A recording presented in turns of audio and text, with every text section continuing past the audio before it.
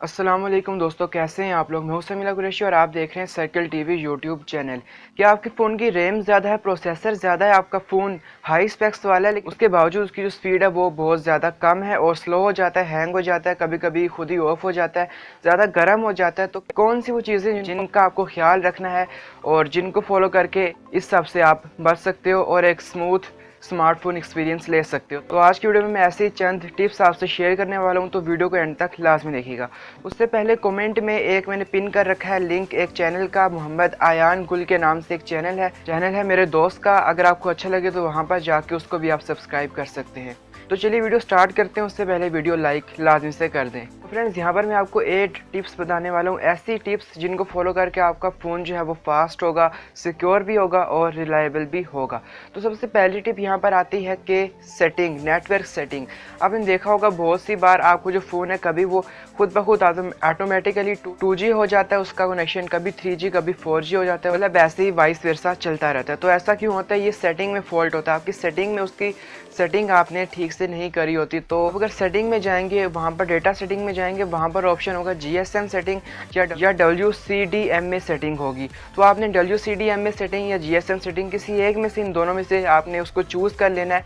अब होता क्या है, अगर आप कोई और ऑप्शन चूज़ करते हो तो उसमें आपको जो फ़ोन है वो लगातार आपका मॉड्यूल है जो आपकी फ्रीक्वेंसी उसको सर्च करता रहता है। तो उसको जो भी फ्रीक्वेंसी मिलती है उस पर आपका जो फ़ोन है उसका जो डेटा है उस पर कन्वर्ट कर देता है। मतलब अगर उसको 2G की फ्रीक्वेंसी मिलती है तो आपका जो डेटा है वो 2G में हो जाता है। अगर उसको ज़्यादा फास्ट मिलती है फ्रीक्वेंसी 4G की या 3G की तो वो उस पर कन्वर्ट हो जाता है ऑटोमेटिकली। लेकिन अगर आप मैनुअली किसी एक पर सेट कर दो कि 3G पर या 4G पर, तो अगर उसकी फ्रीक्वेंसी लो भी होगी तो वो खुद ही मेंटेन कर लेगा उसको। इससे होगा ये कि आपका जो इंटरनेट है वो बार बार जो है वो स्लो नहीं होगा और ठीक से काम करेगा। नंबर 2 पर यहाँ पर आता है ऑटो अपडेट को ऑफ ना करना। आपने प्ले स्टोर में जाकर देखा होगा, वहाँ पर ऑटो अपडेट का ऑप्शन होता है, उस पर ऑटोमेटिकली पहले से जो है वो टिक लगा होता है, मतलब वो ऑन होता है, उसको आपने कर देना है ऑफ। अब उससे होता ये है कि आपकी जो एप्लीकेशंस है वो ऑटोमेटिकली अपडेट होती रहती हैं। उसके दो नुकसान है। पहला नुकसान ये है कि आपका डेटा ज़ाया होता है, मतलब इंटरनेट ज़ाया होता है। दूसरा ये आपकी बैटरी ज़ाया होती है।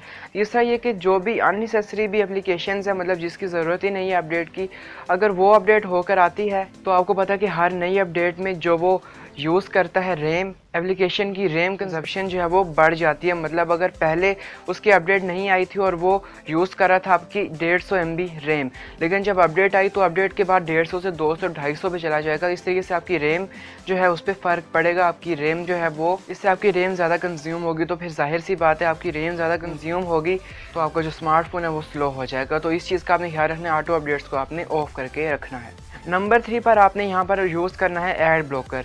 गूगल प्ले स्टोर पर या एप्पल स्टोर पर आपको बहुत ज़्यादा ऐसी एप्लीकेशंस मिलेंगी एड ब्लॉकर, अगर आप इंस्टॉल करते हो तो आपको एड्स दिखाई नहीं देंगे और वो एड्स को ब्लॉक कर देंगी। तो आप लोग यहाँ पर सोचोगे कि यार एड्स से क्या होता है, एड्स से रैम का और प्रोसेसर का और फ़ोन के गर्म होने का क्या रिलेशन है।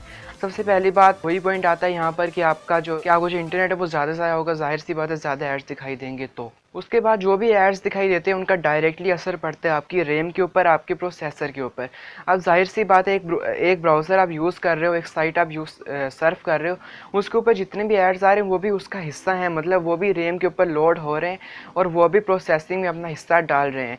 तो इस पर डायरेक्टली असर पड़ता है आपके प्रोसेसर पर और रैम पर। तो एड ब्लॉकर यूज़ करोगे तो उसमें आपके लिए फ़ायदा है। और यहाँ पर मैं आपको रेकमेंड करूँगा कि आप यूसी ब्राउज़र यूज़ करो, उसके अंदर बाय डिफ़ॉल्ट पहले से एड ब्लॉकर होता है, वो आपके एड्स को ब्लॉक करता है और आपकी सर्फिंग को सिक्योर भी बनाता है। नंबर 4 यहाँ पर आता है एक्स्ट्रा ऐप्स को आपको जिनकी ज़रूरत नहीं होती या एक दो बार उनको आप यूज़ करते हो, या ऐसा होता है कि कोई ऐसी एप्लीकेशन है जिसकी सिर्फ आपको एक ही बार ज़रूरत थी, उसके बाद मतलब ज़रूरत नहीं थी, लेकिन उस तरीके की बहुत ज़्यादा एप्लीकेशन आपने इंस्टॉल करके रखी हैं। तो जितनी भी एप्लीकेशन है ऐसी, उन सबको आप अनइंस्टॉल कर दो। अब आप लोग यहाँ पर कहोगे यार हमने रखी तो रखी हैं लेकिन हम उनको रन नहीं करते, यूज़ नहीं करते, तो फिर रैम पर कैसा असर पड़ेगा। लेकिन मैं यहाँ पर आपको बता दूँ कि जितनी भी एप्लीकेशन होती हैं वो हमारे बैक डोर में रन कर रही होती हैं, मतलब बैकग्राउंड में रन कर रही होती है, उनका जो कैच प्रोसेस है वो चल रहा होता है पीछे। तो आपका प्रोसेसर भी कंज्यूम कर रही होती है और आपकी रैम भी कंज्यूम कर रही होती हैं, और जाहिर सी बात है फिर बैटरी भी, डेटा भी, वो सारी चीज़ें इसमें आ जाती हैं। जितनी भी आपकी अननेसेसरी एप्लीकेशन हैं उनको आपने यहाँ इंस्टॉल कर देना है। दोस्तों यहाँ पर नंबर 5 ये आता है कि अपना मोबाइल आप हमेशा ऑन रखते हैं। जी हाँ, आपको जानकर शायद हैरानी हो और आपको शायद ये जानकर हंसी भी आए, लेकिन ये बात सच है कि जैसे इंसान को दिन में आराम की ज़रूरत भी होती है, उसके बाद काम भी करता है इंसान और थक भी जाता है। ठीक इसी फिनोमेना पर आपका जो मोबाइल है वो भी वर्क करता है, उसको भी आराम चाहिए। तो आप दिन में कम से कम एक बार अपने मोबाइल को रीस्टार्ट लाज़मी से कर लें। और यहाँ पर जैसे मैं भी ऐसा करता हूँ कि रात को अपना मोबाइल चार्ज पे लगा देता हूँ, टर्न ऑफ करके सो जाता हूँ। अब इसके दो फ़ायदे हैं। पहला ये कि मोबाइल जो है उसके जो प्रोसेसर रैम वगैरह वो रात को ज़ाहिर है हमने ऑफ़ कर दिया, वो यूज़ नहीं हो रहे, तो उनकी जो लाइफ है वो बढ़ जाती है। और रात को वैसे भी हमने फ़ोन यूज़ नहीं करना होता तो हम ऑन ऑफ़ करके सो जाते हैं। पहला फ़ायदा ये कि फ़ोन की जो लाइफ है वो बढ़ जाती है। सेकंड फ़ायदा ये कि आपकी बैटरी पूरी रात में चार्ज हो जाएगी।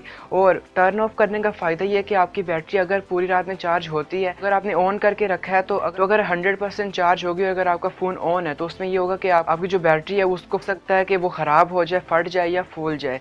क्योंकि जब 100% चार्ज हो जाएगी उसके बाद वो ओवर चार्ज हो जाएगी अगर आपका फ़ोन ऑन होगा तो। लेकिन अगर टर्न ऑफ करके आप चार्जिंग पे लगाओगे अपना फ़ोन तो उसमें ये होगा कि 100% हो भी गई है। लेट्स सपोज आपने 12 बजे रात को फ़ोन चार्ज पे लगाया, आप सो गए, 3 बजे तक वो हो गई 100% और आपने फ़ोन जो है उसको ऑफ़ किया हुआ था। लेकिन सुबह आप उठे 6 बजे 7 बजे, लेकिन वो 3 बजे से 6 बजे के बीच 3 घंटे बेशक वो चार्ज पे लगी रहे लेकिन उसका कोई इम्पैक्ट नहीं पड़ेगा क्योंकि आपका फ़ोन ऑफ है, वो ऑटोमेटिकली बैटरी से डिस्कनेक्ट हो जाएगा। अगर आप स्मार्टफोन यूज़ करते हो उसके अंदर ये फीचर होगा, हर स्मार्टफोन के अंदर ये फीचर होता है, तो इसका एक ये भी फ़ायदा है। तो आपने इस चीज़ का खास ख्याल रखना है कि अपने फ़ोन को रात को जो है वो टर्न ऑफ करके चार्जिंग में लगाकर सो जाएं।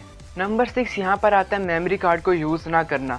अब आप कहोगे कि मेमोरी कार्ड का फ़ोन की स्पीड से क्या रिलेशन है, तो भाई तो यार जितनी भी एप्लीकेशंस आप यूज़ करते हो, जितना भी डेटा आपके फ़ोन में होता है ना, अगर आपने देखा होगा डेटा ज़्यादा हो, अगर आप कंप्यूटर की मिसाल ले लो, कंप्यूटर में आपने ज़्यादा नोटिस किया होगा, अगर आपकी हार्ड डिस्क 80 GB की है और 70 GB जो है आपका फुल है, तो आपका जो डेस्कटॉप है, आपका जो कंप्यूटर है वो स्लो हो जाता है और आप क्लिक करते हो सिंगल फोल्डर भी उसको ओपन होने में बहुत ज़्यादा टाइम लगता है। तो सेम फिनोमेना मोबाइल पर भी वर्क करता है। अगर आप मोबाइल यूज़ करते हो, उसकी जो स्पेस है वो 16 GB और आपने 14-15 GB उसको फुल कर लिया है, तो उसके बाद आपका फ़ोन जो है वो हैंग भी होना स्टार्ट हो जाएगा और स्लो भी होना स्टार्ट हो जाएगा। तो उसका सलूशन एक तो ये है कि आप जो अननेसेसरी फाइल्स हैं उनको डिलीट कर दो, लेकिन सेकंड सलूशन ये भी है कि आप मेमोरी कार्ड का यूज़ करो, क्योंकि उसमें ये होगा कि आपकी कुछ जो फाइल्स हैं वो ट्रांसफ़र हो जाएंगी मेमोरी कार्ड में। आप देखा होगा कुछ जो एप्लीकेशंस होती हैं वो भी ट्रांसफ़र हो जाती हैं SD कार्ड में, चंद एक को छोड़ के जो सिस्टम फाइल्स होती हैं उनके अलावा बाकी हो जाती हैं SD कार्ड पे। तो उससे क्या होगा कि आपकी जो फ़ोन है उसकी जो स्पेस है वो कम कंज्यूम होगी और आपका फ़ोन ज़्यादा फास्ट होगा और ज़्यादा रिलायबल भी होगा।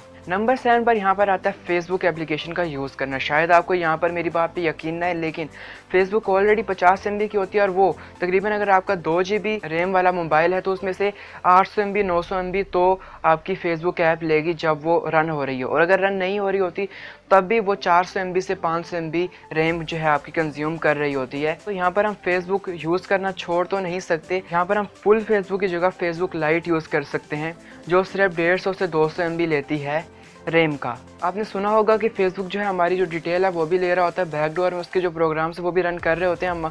हम किससे बात कर रहे हैं, हमने किसको मैसेज किया, किसको कॉल्स किया, हमारी लोकेशन क्या है, सब कुछ जो है फेसबुक के पास होता है। यहाँ तक कि गूगल पर हम क्या सर्च कर रहे हैं वो चीज़ भी होती है फेसबुक के पास। तो अब जाहिर सी बात है भाई उनके पास ऐसी चीज़ें नहीं चली जाती, बैकडोर पे वो रन कर रही होती हैं। तो आप फुल फेसबुक यूज़ ना करो, फेसबुक लाइट यूज़ करो, तो उसमें जो आपका ये रिस्क है वो भी कम हो जाएगा और आपकी जो रैम है वो भी बचेगी। नंबर 8 पर बात यहाँ पर आती है फ़ोन को रीसेट ना करना। अब बहुत से लोग हैं जो फ़ोन को रीसेट नहीं करते, मतलब सालों साल चल रहा है फ़ोन ऐसे ही और उसको रीसेट नहीं किया। आपने देखा होगा ज़्यादातर सैमसंग के फ़ोन से ऐसा होता है कि अगर जब हम उनको रीसेट करते हैं उसके बाद वो फास्ट काम करना शुरू कर देते हैं। लेकिन ये सिर्फ सैमसंग के फ़ोन के साथ नहीं है, बाकी दूसरे भी जो फ़ोन है कहीं ना कहीं ये इनको भी इफ़ेक्ट करता है। तो आपने अपने फ़ोन को कम से कम 6 महीने में एक बार लाजमी से रीसेट कर लेना है। रीसेट करने का फ़ायदा ये होगा कि अगर कोई भी मालवेयर से या वायरस से इफेक्टेड है आपका फ़ोन, तो वो रीसेट करने से ऑटोमेटिकली रोम जो है वो रिफ़्रेश हो जाएगी और मेमोरी रिफ़्रेश हो जाएगी। उससे ये होगा कि सारा डेटा भी क्लियर हो जाएगा और जो वायरस वगैरह होगा तो भी क्लियर हो जाएगा। जैसे अगर आपके कंप्यूटर में वायरस आता है तो आप नई विंडो करते हो, नई विंडो में ये होता है कि आपकी जो पुरानी विंडो की फाइल्स भी उड़ जाती हैं, लेकिन आपका अगर पुराना कंप्यूटर वायरस इफेक्टेड भी था तो वो भी ख़त्म हो जाता है, मतलब वायरस इफेक्ट भी ख़त्म हो जाता है। तो सेम ट्रिक यहाँ पर भी वर्क करती है। अब जाहिर सी बात है यहाँ पर हम विंडो तो नहीं कर सकते, लेकिन यहाँ पर रीसेट कर सकते हैं, वो उसी की अल्टरनेटिव है। तो इस चीज़ का आपने खास ख्याल रखना है यहाँ पर कि अपने फ़ोन को 6 से 7 महीने में एक बार लाजमी से रिस्टोर कर लें। तो फ्रेंड्स, आज की वीडियो में इतना ही। उम्मीद करता हूँ आपकी वीडियो पसंद आई होगी। लाइक कीजिए, कमेंट करके बताइए वीडियो कैसी लगी, और सर्कल टीवी यूट्यूब चैनल को सब्सक्राइब करना ना भूलें। मैं मिलूंगा आपको नेक्स्ट वीडियो में, तब तक के लिए अपना ख्याल रखिएगा। अल्लाह हाफिज़।